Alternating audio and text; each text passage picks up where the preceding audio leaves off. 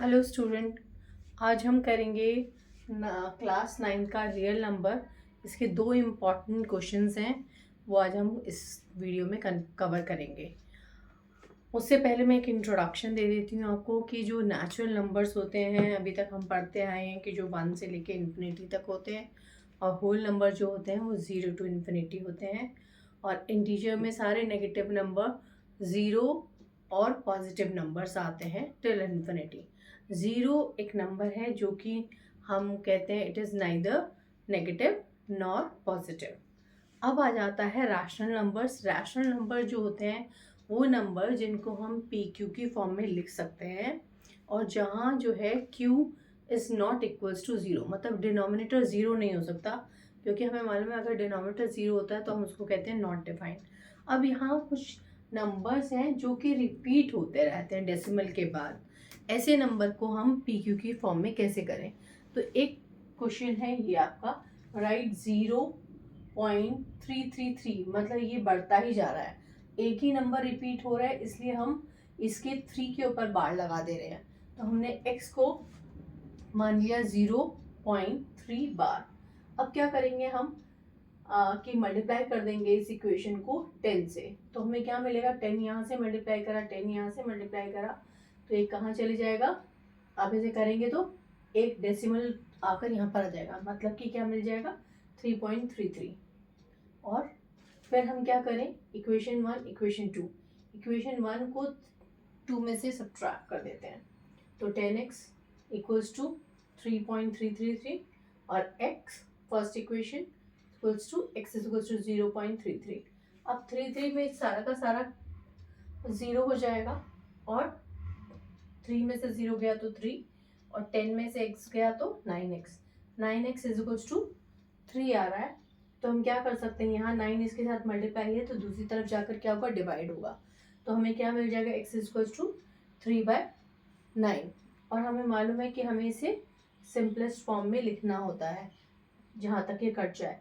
तो हम 3 की टेबल में आता है दोनों, तो 3 1 ज़ा एंड 3 3 ज़ा, तो x हो गया हमारा 1/3। ऐसे ही यहाँ पर आ जाता है कि राइट 1.272727, यहाँ पे क्या देख रहे हैं, 27 जो है रिपीट हो रहा है, दो नंबर रिपीट हो रहे हैं, तो दोनों के ऊपर हमने बार लिख कर दिया।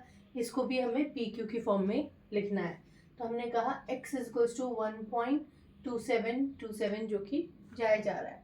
अब मल्टीप्लाई कर देते हैं इसको, क्योंकि दो है, इसमें दो नंबर रिपीट हो रहे हैं, तो अब हम इसको 10 से नहीं 100 से मल्टीप्लाई करेंगे, तो हमें क्या मिल जाएगा 100x, और ये 2 पॉइंट इधर आ गए तो 127.2727 आ जाएगा।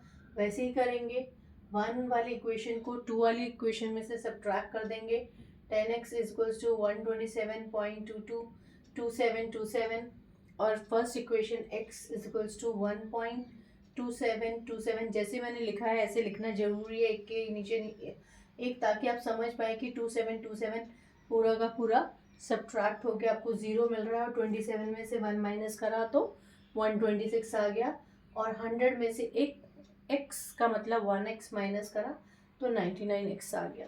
अब हमारे पास क्या मिली, हमें 99x is equals to 126। x के साथ 99 क्या है, मल्टीप्लाई है, तो दूसरी तरफ जाकर डिवाइड होगा, 126 डिवाइडेड बाय 99। तो अब मुझे मालूम है ये 1 + 2 3 + 6 9 हो रहा है, इसका मतलब 126 जो है आपका 3 से डिविजिबल है, तो इसको मैंने काटा तो 4 और 2 आया, और 9 तो मालूम नहीं आपको 3 तो 42, और आपका क्या आ रहा है 33। अब 4 और 2 भी आपको मालूम है 6 होता है, इसका मतलब ये भी 3 से डिविजिबल है, तो 3 1 ज़ा 12 हो गया, 4 पे जाएगा, एंड 3 जो है कट होगा 1 1, 14/1। तो x किसके इक्वल हो गया, 14 डिवाइडेड बाय 11। और ये 1.27 को हम कैसे लिख सकते हैं पी क्यू की फॉर्म में, 14/11।